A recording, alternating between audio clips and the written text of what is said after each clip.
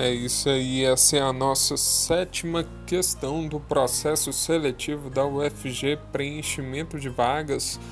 Agora a questão de número 38, uma questão que fala sobre geometria molecular. O enunciado dela é assim: a geometria molecular estuda a forma em que os átomos estão distribuídos em uma molécula em função de seus pares ou domínios de elétrons ligantes e não ligantes. Na molécula de amônia, quais são, respectivamente, a geometria molecular, o número de domínio de elétrons ligantes e o número de domínio de elétrons não ligantes? Notem que essa é uma questão bem tranquilinha de ser resolvida. No entanto, é necessário termos o conhecimento de dois conceitos, sobre pares de elétrons ligantes e o outro sobre pares de elétrons não ligantes.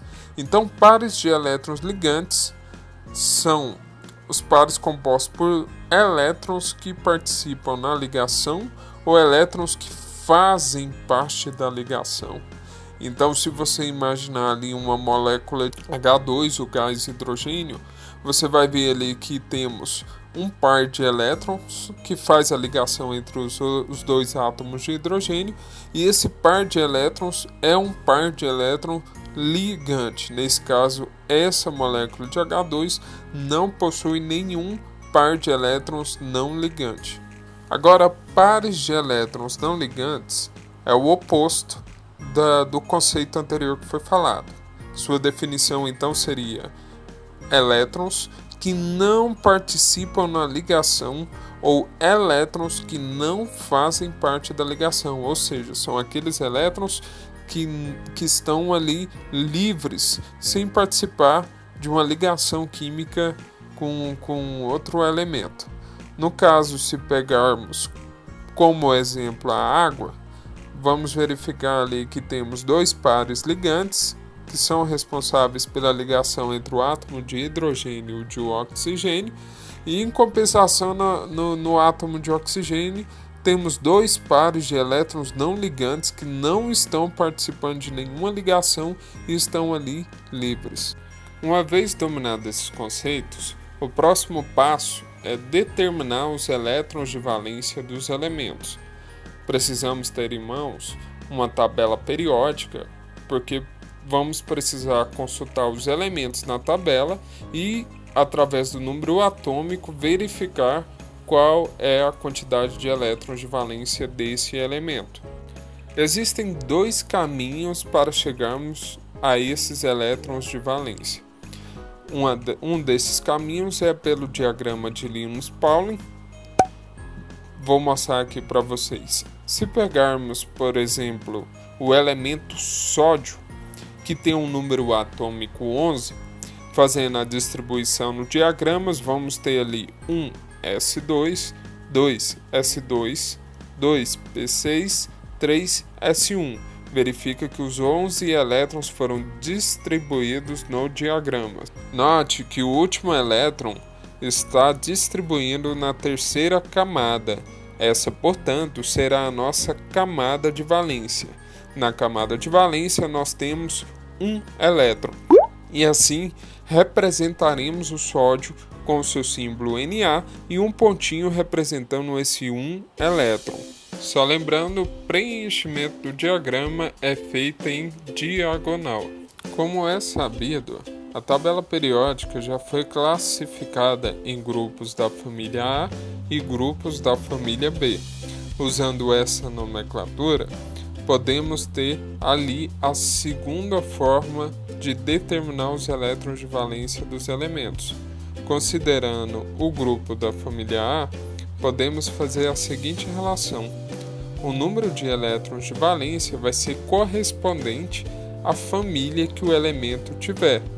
Assim, um elemento da família 1A vai ter um elétron, 2A, 2 elétrons, 3A, 3 elétrons, 4A, 4 elétrons, 5A, 5 elétrons de valência, 6A, 6 elétrons, 7A, 7 elétrons, 8A, 8 elétrons de valência.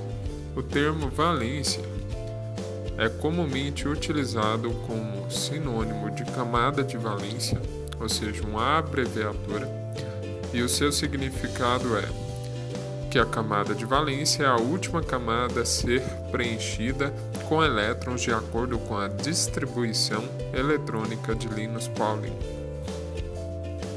Uma vez feita essa revisão, vamos agora para a resolução de fato da questão. Percebam que a molécula de amônia é formada pelos elementos nitrogênio e hidrogênio.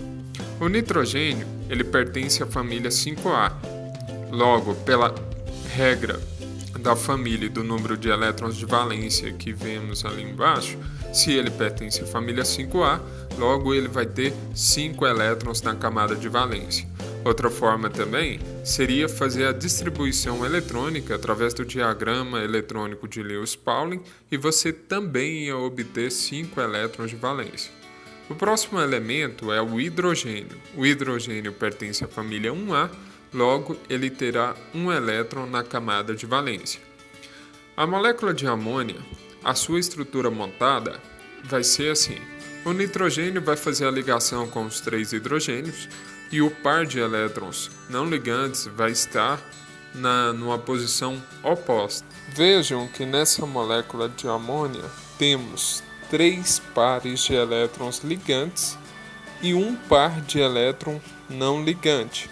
Os pares de elétrons ligantes participam da ligação hidrogênio-nitrogênio.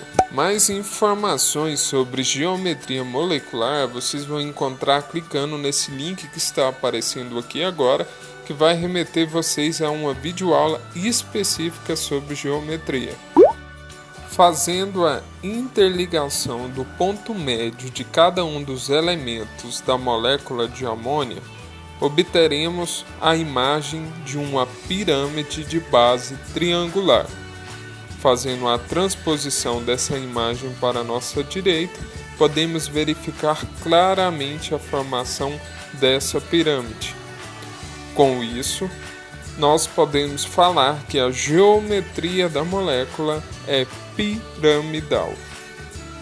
Com base nos dados levantados até agora, podemos então dizer que a molécula de amônia apresenta geometria piramidal com 3 pares de elétrons ligantes e um par de elétron não ligante, ou seja, alternativa C. Antes que você vá embora, quero te passar uma dica muito interessante. A diferença entre amônia e amônio. Uma confusão simples, mas que ocorre muito na química. Amônia é uma molécula, enquanto que o amônio é um íon e o resultante da protonização da amônia. É isso aí.